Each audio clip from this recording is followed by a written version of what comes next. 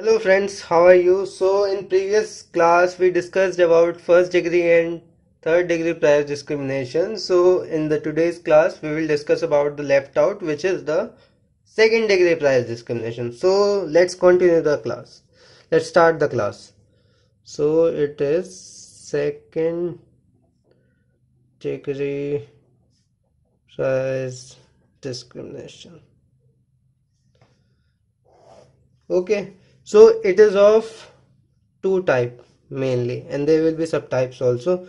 First, there is quantity discount, which is not in syllabus of economics honors now, but I don't know about the other courses, so I will teach this also. Similarly, other is two-part tariff, which is also subdivided into two parts: single consumer, single consumer, which is again not in syllabus of economics honors, but again we will discuss it, and multiple consumers. So again in multiple consumer we have two more categories, that is OE tariff, and another one is optimal tariff. So you can see this diagram and just make it on your copy notebook also. Okay, so this is the basic, like it is the formation. We have to study these all things in this class. So let's begin with the quantity discount.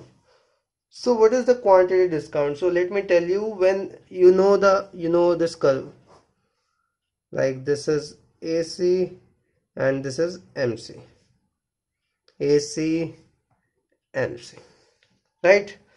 So there are two parts. If I divide this curve into two parts, there will be two parts when AC is falling and MC is falling. When MC is below AC, and other part is MC is above the AC, right? So quantity discount is the previous one, when AC is falling. When AC is falling, this is the minimum. So this is the quantity discount, and after that it will be quantity premium. So what does it tell, quantity discount? I'll start with the example. So let's take some service provider, internet or call service provider. Let's take Airtel. So earlier what was their criteria, that like if you know about the earlier plans, they would be like something like this, that if you make from 0 to 100 calls, you will be charged at the rate of rupees 1. Then if you make to 100 to 300 calls, you will be charged at the rupees of 0.70. Again, if you use from 301 to 800, you will be charged at the rate half paisa, half rupee. Okay, and you can one more, right? 800 and above at the rate of rupees 0.10. So this is the case of quantity discount. This is quantity discount. Since AC is falling, so by producing more, when MC is falling by producing more, company will give discount. As a result, AC will be falling and MC will lie below it. Okay, so this is the quantity discount which in second degree a monopolist can apply. Similarly, in contrast to quantity discount is quantity premium. I told you the second part of that diagram, when AC is rising, alright, this is AC.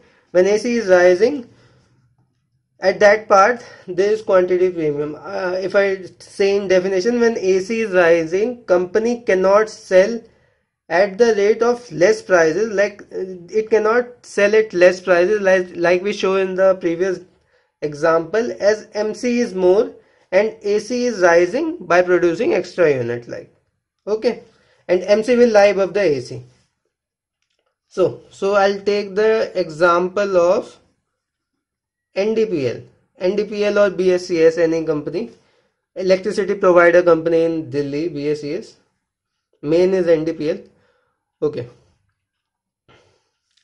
Okay, so what do they do? Like they have their slabs, like if you use from 0 to 100 units, you will be charged at the rate of rupees 4.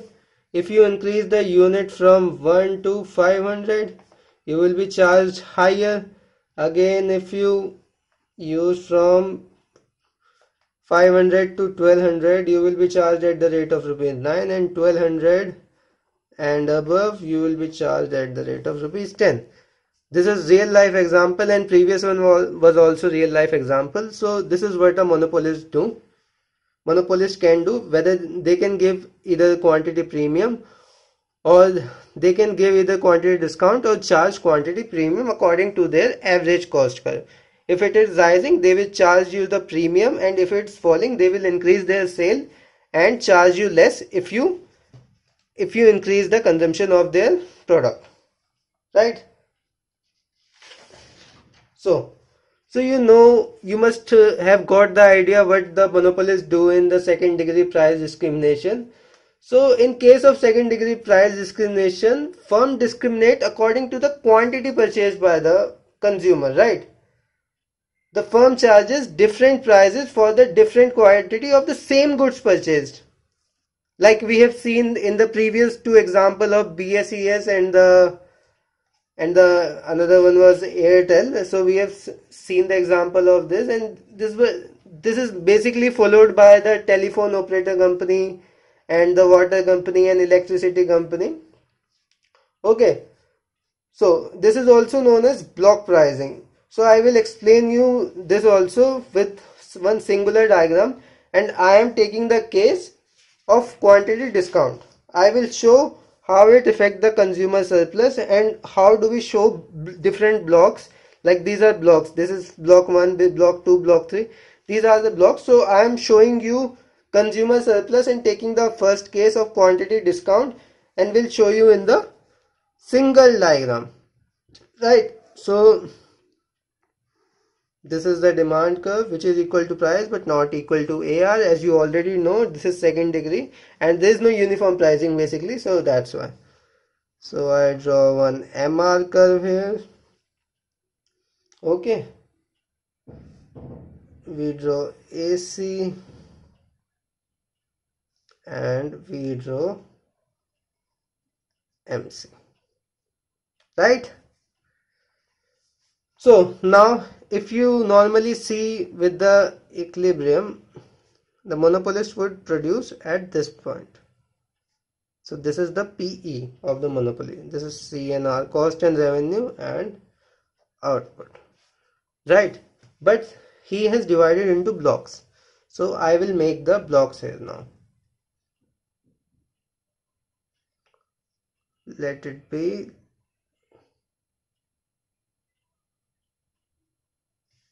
So this will be, let it be block 1. Block 3 or block 1 we will start from here, so we will take block 1 here. So we will take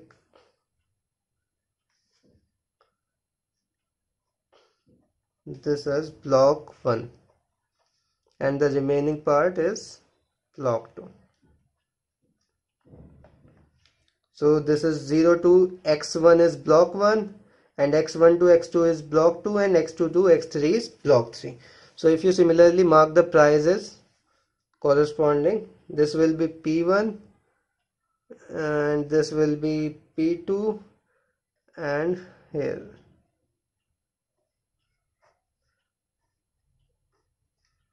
And this will be P3. Okay, so you know what is the consumer surplus. You can easily calculate consumer surplus now. So if we see the block 1, what is the consumer surplus? You know, area above the price line is consumer surplus. So this was the consumer surplus for block 1. And similarly, if you go to the second is x1 to x2, and for this is the price line, and it is starting from here. So this whole area is consumer surplus of second block, and if you go to here from here, you will get this small triangle. This is the price line corresponding to it, and this is the consumer surplus here. and he will not sell after this point where P is equal to AC, because after that he will start occurring losses, so he won't sell further, right? So this is the diagram which you can show block pricing here also. I took the example of quantity discount. Similarly, you can show off quantity premium, right? And these blocks shows the consumer surplus of the different block. Like this is the consumer surplus of block 1, this is the consumer surplus of block 2. Similarly, you can show it.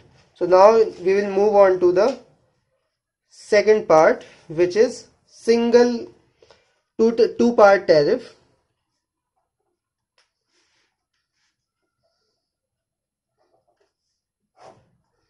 And we will take here single consumer, right? So I'll start with making a diagram first, then we will move on to the explanation. So this is the demand curve, which is equal to price. I am taking MC as constant. This is the equilibrium point if we were normally following the first degree discrimination. Okay, this is the normal point, and this whole will be the consumer surplus, area above the price line, right? So what does the monopolist do in this case? In case of two-part tariff, the firm has two streams of revenue. The firm has two streams of revenue. That if I first write the equation of total revenue, you will get TQ is equal to A plus PQ. So now we will see what are they. What is A, P and Q here? So you know Q, so it was based on basically the Disneyland. So it is based on, like, Q will be the quantity of ride. I'll write down here. P is the price per ride. Like if you are going to take some ride, the price which you are paying for it. Price per unit of ride. And Q is the quantity of ride, that how many rides you have taken in the amusement park, and A is the entry fee which you give for the entry, and you get the band if you must have gone to Adventure Island or many other places. For amusement park you must have seen. So now we will see how do we calculate this and why does it come here. So I'll tell you that in case of two-part tariff, this is the case of single consumer. If there is only single consumer, that is single demand curve, the firm has two streams of revenue. So what is the first one? We can here see from equation also, TR equation. The first one is A. What is A? A is entry fees, right, which you give at the starting. So consumer have to pay this fees for the right to purchase the good. Like when you pay this fees, you get the band, and then you get the entry, and then only you can give money to your two singular rides. Like per ride you can give money and take use of it, right? But without this you cannot just enter inside, so you don't get the right to purchase the good or rent the good, right? And the other one is usage fee, which is price per ride. Okay, so consumer pay this additional fee for each unit of the product they desire to consume. Therefore, the total tariff that a consumer must pay to purchase Q unit can be expressed as this. Okay, I've already written you this. And what is A? A will be the whole consumer surplus. How do they calculate A? This is the whole consumer surplus. What monopolist do? He put all this as a. This is the A. He extract out all the consumer surplus and charge after that also according to the ride. Because at this price, this price at A, what is the consumer surplus? The consumer is indifferent between buying or not, right? This is the maximum amount that a consumer can pay. And from single consumer, I mean that the same consumer who is having, single consumer means the same consumer who is having same elasticity of demand, right? Okay, so now we will move on to example. Numerical. We will do one numerical after each topic. I have covered all the topic, all the basics. So now we will come on to the numerical for the extreme quality, like clarity of your concept. Okay, numerical is very important to bring clarity in your mind. That's how only you understand how things work with numbers. So I am taking this is demand function. I am taking MC is equal to 6, which is constant. So here the question is calculate two-part tariff. So how do I know that it is of single consumer? It is of single consumer, not multiple consumer. You can see we have only given only one demand curve with single elasticity. So this means that there is only single consumer in the market. So what you have to do? You have to first put the condition, same condition, P is equal to MC. So if you write 20 minus Q is equal to 6, you will get Q is equal to 14, right? So now we will draw diagram here. So we will mark the axis. It will be 2020 if you mark this demand function, and let it be the MC, and this is the quantity we just calculated, 14. And if you put 14 in this equation, you will get the price is equal to 6. So I have already told you what is the consumer surplus in this case. In this case, the consumer surplus is this area. And I already told you in the total revenue function, the A is the consumer surplus. So how do we calculate the consumer surplus? It's easy. This is the formula of, this is the right angle triangle. So you can put the formula of half into base into height, where base is this and height is this. So what is the height? 20 minus 6. So A is equal to 20 minus 6 is 14, half into 14, and here you can see it's 0 from 14, it's 14 only. So you will get the consumer surplus as it's 798, right? So you can easily write now the total revenue equation. TR is equal to 98 plus, what is the price? Price I told you, this is MC. Here you can see P equal to MC. Price you will write 6 Q. This is the total revenue, and if you put the Q 14, you will get the total revenue, and then integrating this, it will be 6Q and 6 into 14. Similarly, you know now how to calculate profit, right? Similarly, if you do, you get TR is equal to 98 plus 6, Q is 14, and TC is equal to integration of MC is equal to 6Q 14. So if you calculate profit here, 98 plus 6 into 14 minus 6 into 14, you will get 98 is equal to A. So you can remember also that the profit will come as A. This is just a shortcut. If you are operating, if there is single consumer in the market, in the case of two-part tariff plan. Okay, so now we will move on to the multiple consumers, right? So now we will go on to the multiple consumers, which is subdivided into OE tariff and optimal tariff. So first we take OE tariff. Okay, first one, OE tariff. So we will start with the example as usual. So what comes in? So let us assume that you go into a amusement park with your father and with your grandmother, and you are a teenager.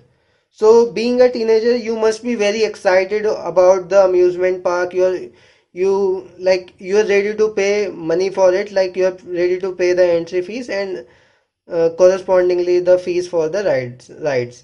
So similarly, if I see a student of your age, if I see of the teenager, he's very much excited and willing to pay more for the rides.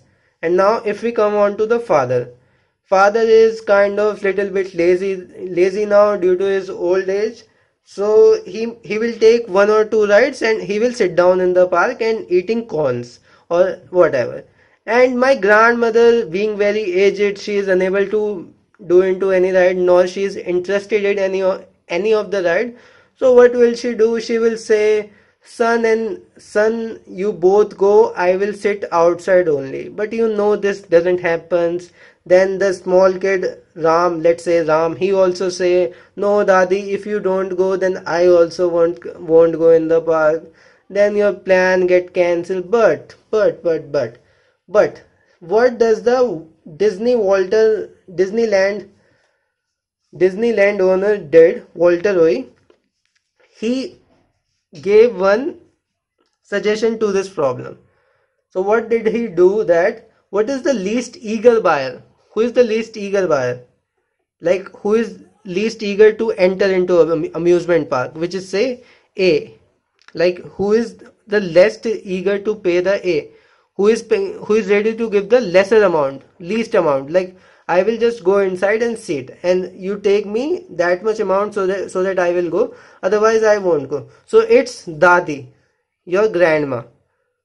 Dadi is a he's the least eager buyer, because he only wants to sit inside, so there is no use of entering the amusement park. So she is the least eager buyer. She is saying that I am willing to pay rupees A only. I am willing to pay the maximum rupees A. If you make me enter in rupees A, I will get entered inside, otherwise I am not going. So this is the least eager buyer, and obviously the father and the child, Ram and the son of Dadi, are basically willing to pay more than rupees A, right? And the child willing to pay the highest among the three. Okay. So what did he suggest? That he suggested that we will charge entry fees according to the least eager buyer. We will charge entry fees as A. So what happens is that now Dadi can enter because she is willing to pay A and he is also charging A. So Dadi is willing to enter. The father, he was willing to pay more than A, but he is now paying A only. So he is better off. He got some consumer surplus, so he will also enter. And the child Ramu, is very much better off by giving. He was willing to pay much more than daddy also, so he was happy that he is getting entry at A only. So this was about just old tariff said that we will take rupees A, which is entry fees of the least eager buyer, and put it A for this everyone. Put this one for everyone so that no consumer go back to their home even if they don't take any ride. They should even enter. So to construct out the extract out the maximum revenue, right? So let me take a numerical here so that I will make you understand from numerical only, from the without numerical diagram, the fair one diagram. You will understand the basics from numerical only. So there is consumer A, whose demand function is this, and this is consumer B, whose demand function is this, right? And MC is given as 6, and the question is calculate two-part tariff and total profit in oil tariff. Got it? So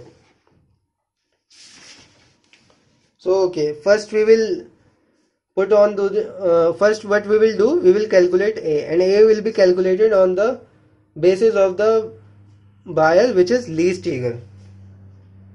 So if I make the diagram here, you can make out from diagram also. If you can see the equation, here's the equation. If you plot for Q1, demand curve of Q1, you will get the intercept of 24 and 24. And if you plot Q2, you will get intercept here 24 and here 12. right? You will get here 12. So you can clearly see from the diagram that this one, consumer 2, is the least eager buyer, is the dadi in our example, is the grandmother. Okay, so we will find a, okay, and I mark the MC also. This is the MC, which is 6. So you can clearly know from the diagram this will be your A. This will be your A. We won't take this much because we won't take of the most eager buyer, we will take of the least eager buyer. So thus we will take the smaller triangle. If you want to remember that, always take the smaller triangle. A will be always of the smaller triangle, right? And what will be this part, this cloudy area? This is the surplus for the consumer 1 because he is paying less and he was willing to pay way much more than that. So this will be the consumer surplus of first consumer who was most eager. Okay? This was the consumer surplus. So if we have to calculate this now, so for this you have to calculate this quantity. And how will you calculate it? You will equate P is equal to MC, and MC of whose? MC of consumer 2. So you will get 12 minus Q2 by 2. From this you will get Q2 is equal to 12. So this is your 12. So now what you will do, you will calculate A. A is simple, half into base into height, half into base 12 into height, 12 minus 6. This is equal to 36. So now your total revenue function will be TQ is equal to A plus PQ, which you have already known. What is A here? 36. We have already calculated A. And what will be P? P is this MC. So this has come from the condition of P is equal to MC1. So profit is TR minus TC, right? What will be TR? TR will be, first we will take off the first consumer. A is same for both. First consumer give the entry fees and the correspondingly price for it, PQ1. Similarly, the second consumer give the entry fees plus price into the quantity he purchased. He purchased 18, and total cost will be same as before, AC into Q1 plus Q2. So if we solve this a little, we will get 2A plus P into Q1 plus Q2 minus AC can also be written as MC, since MC is constant, right? So you can write it as MC Q1 plus Q2. So what you can take common here? You can take I is equal to 2A plus P minus MC Q1 plus Q2. Right? So if we put out the value from the above example, you know the A was 36 plus P was 6, since P is equal to MC, 6 minus 6, and what was Q1 plus Q2? 12 plus 8. So it is 2A only. This will 0, so 72. So you can also see that the profit in case of OI tariff will be 2A always. Like in single consumer it was A, in the multiple in two consumers it will be 2A. Okay, so you can remember this formula also for shortcut. So this, coming to theory, this prototype case was first studied by Walter Oy, who is an amusement park owner who has started the Disneyland, right? That set up basic entry fees coupled with the stated marginal price for each amusement rules. Like the single seller also, in this also, this whole concept was given by the Walter Oy. He started this concept of tracking out revenue, and this is called as second part second degree price discrimination. Okay, also I have told that this scheme is also represented as TQ is equal to A plus PQ. So the which we had discussed that this is known as OI because he has given it, and he said that establishing the parameters of this linear tariff would be for the firm to set the marginal price equal to MC and then set A. What will happen from this is that they will extract out the maximum consumer surplus from the given set of wires, right? And the choice of P is equal to MC would then maximize consumer surplus for this group, and A could be the set equal to the surplus enjoyed by the least eager buyer, which in our example was Dadi, grandma. Always remember from grandma, least eager buyer. So she would be indifferent about buying the good, but all other buyers would experience net gain from the purchase because she would be indifferent. But after this, below Dadi, like the father and kid, they must be purchasing. They must be experiencing net gain from the purchase. They having consumer surplus, right? So now we will move on to the optimal tariff. Optimal two-part tariff.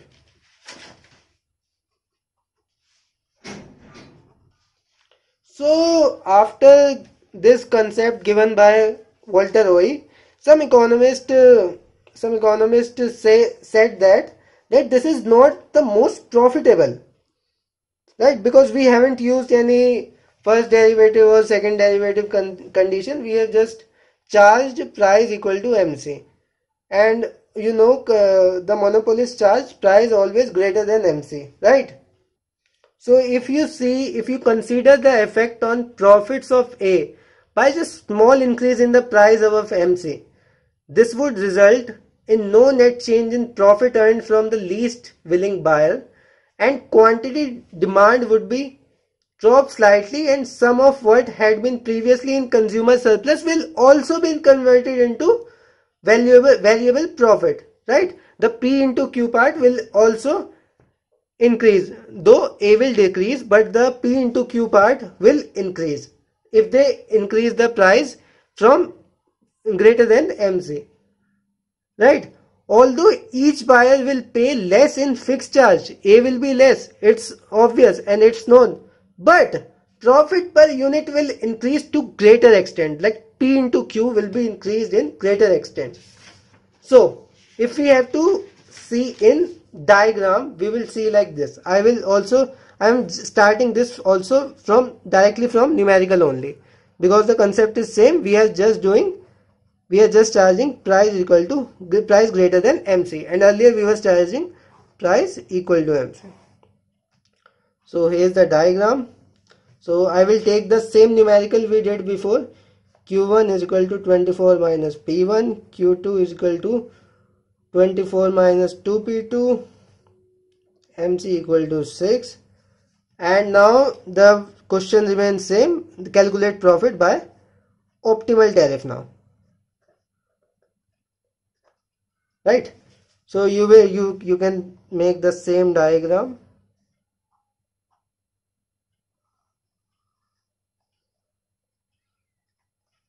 (24, 12, 24) MC. So now we are not charging this area as A. We are taking any initial point above A. Let's take this point. We are taking P now this. And how we will calculate, and our A will be this now. Our A will be this irrespective of this whole triangle. This was the concept of optimal two-part tariff, that you should increase your price from P is equal to MC, that it should be greater than MC, so that your A decrease. First A was this whole triangle, now it is this only. So A will decrease, but per unit P into Q will increase, right?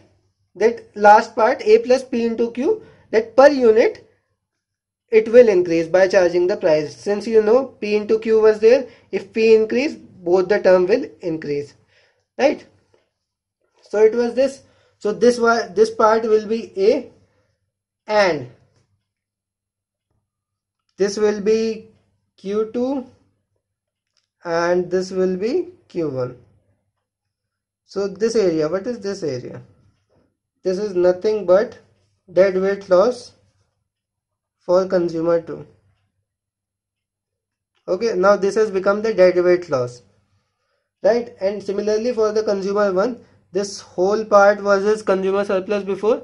Now this triangle is not as consumer surplus, so it has again got into deadweight loss for consumer 1, right? So now, so it was D1, it is D2. So okay, now we will come on to the numerical part. That was the diagram. Okay, so I'll just open up the copy so that you can see the both. Okay, so I'll proceed further now. Now I have to calculate. Now I have to maximize the profit first.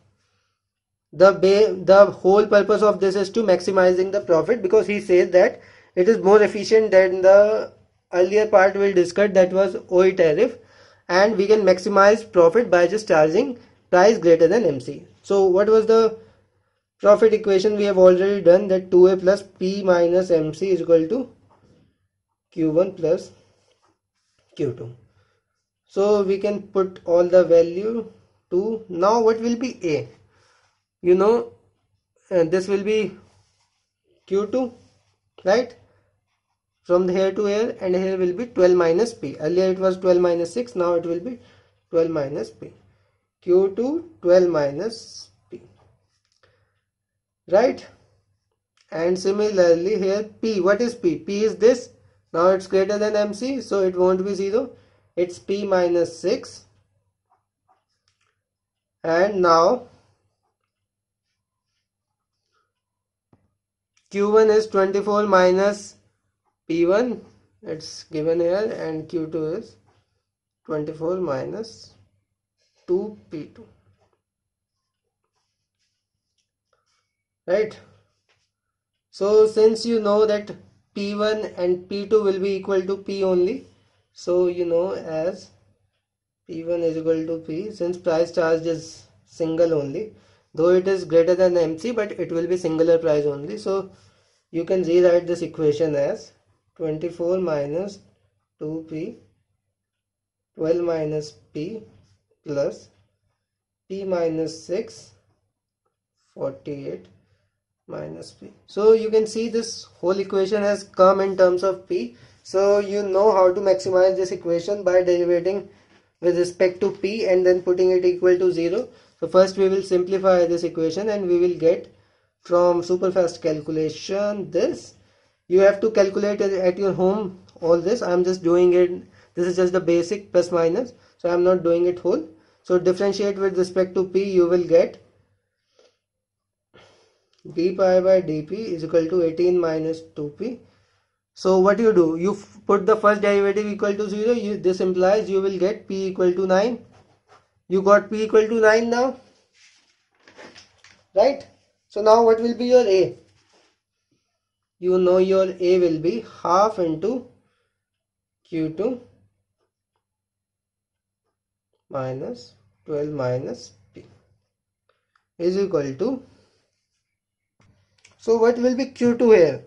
Q2 will, you can easily put the p in this equation. What will come? 24 minus 2 into 9, that will be 24 minus 18, and 24 minus 18 is 6. So half into 6 into 12 minus 9, which we have already seen. You can see formula of a from here also, right? So this will come as 9. So now you have to calculate profit. It's easy now. Every value you have every value in your hands now. You can easily calculate the profit now. So you know all the value. I'm just putting in the value and will tell you the answer, but you have to calculate all this from at your home. So you will come, the answer will come as 81. This is just plus minus, so you can do it by yourself only. And if you have to write the total revenue function, what will it be? A is 9 plus, what is P? A plus PQ. A is, sorry, A was not 9. Yeah, A is also 9 and P is also 9. Sorry. So A was 9. 9 plus P. It is also 9. This is just coincidence and into Q. This is your total revenue function. So your class for today has been ended. Thank you for watching, guys, and tell me whether you liked it or not and what are the mistakes I have done. If I do any mistake, just let me know in the comment section, because sometimes in flow you may even say something wrong in flow. So you should tell me in the comment section whatever it is. And thank you, guys, and always give your suggestions so that we can improve ourselves. Your suggestions are very valuable for us. So thank you for watching, guys. Have a good day and study regularly, guys. Okay, guys, bye.